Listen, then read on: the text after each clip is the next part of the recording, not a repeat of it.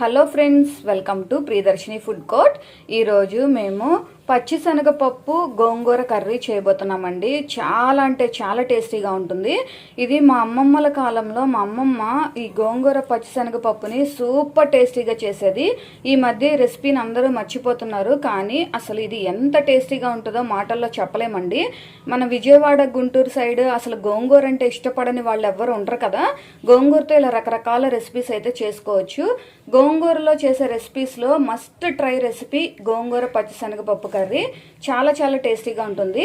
ఇక్కడ మేము ఒక పెద్ద కట్ట గోంగూర తీసుకున్నాము. దానిని ఇలా ఒలుచుకొని ఫ్రెష్ వాటర్తో బాగా క్లీన్ చేసుకున్నాము. ఇక్కడ ఒక కప్పు పచ్చిశనగపప్పు తీసుకొని దాన్ని ఫ్రెష్ వాటర్తో బాగా క్లీన్ చేసుకొని ఒక నైట్ మేము నానపెట్టుకున్నాము. లేదు అనుకుంటే ఒక 2-3 అవర్స్ వీటిని వాటర్ వేసి నానపెట్టుకోండి, సరిపోతుంది. ముందుగా ఈ గోంగూరని మనం ఉడికించుకోవాలి.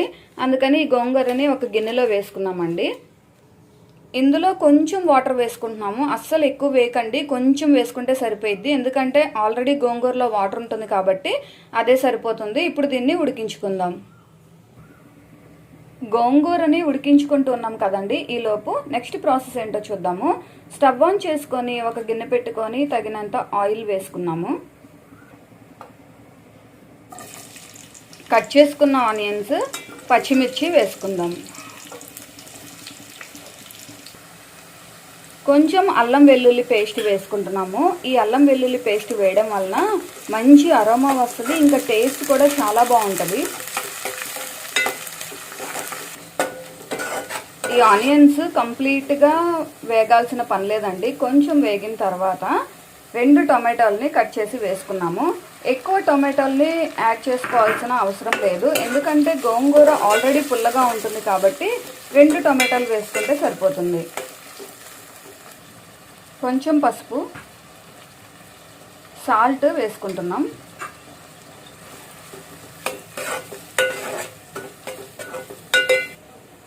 మనం ఆల్రెడీ నానపెట్టి పక్కన పెట్టుకున్నాం కదండి. ఈ పచ్చిశనగపప్పుని ఇందులో వేసుకుంటున్నాం. మూత పెట్టి మగ్గించుకుందాం.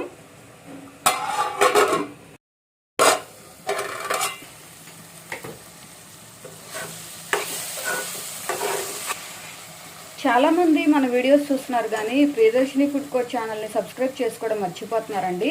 మర్చిపోకుండా మన ప్రియదర్శిని ఫుడ్ కోర్ట్ ఛానల్ని సబ్స్క్రైబ్ చేసుకోండి. కారం వేసుకుంటున్నాము. మీ టేస్ట్ని బట్టి మీరు కారం అడ్జస్ట్ చేసి వేసుకోండి.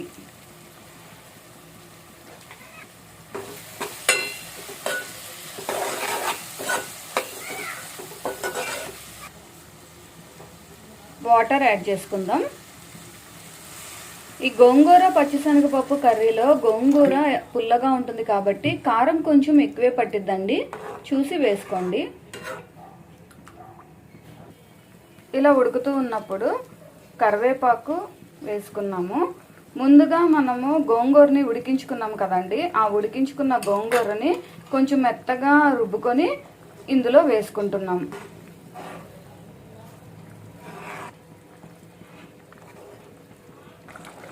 అంతా ఒకసారి ఇలా బాగా కలుపుకున్న తర్వాత కొంచెం కొత్తిమీర వేసుకుంటున్నాము. ఈ వాటర్ అంతా కూడా దగ్గర పడే వరకు ఉడికించుకోవాలి.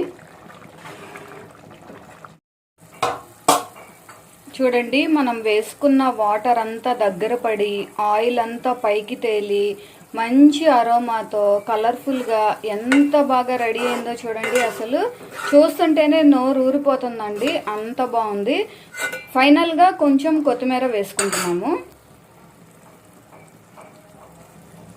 గోంగూర పచ్చిశనగపప్పు కర్రీ పర్ఫెక్ట్గా రెడీ అయింది.